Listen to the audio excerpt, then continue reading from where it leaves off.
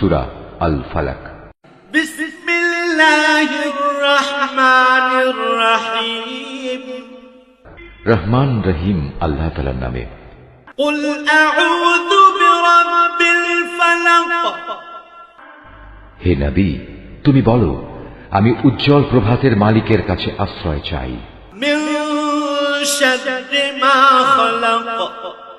আশ্রয় চাই তাঁর সৃষ্টি করা প্রতিটি জিনিসের অনিষ্ট থেকে। ওয়া মিন শাররি গাসিকিন ইযা ওয়াকাব।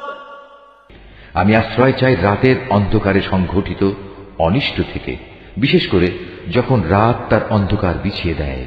ওয়া মিন শাররিন নাফাতাতি ফিল উকাদ।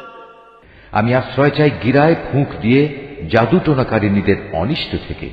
ওয়া মিন শাররি হাসিদিন ইযা হাসাদ।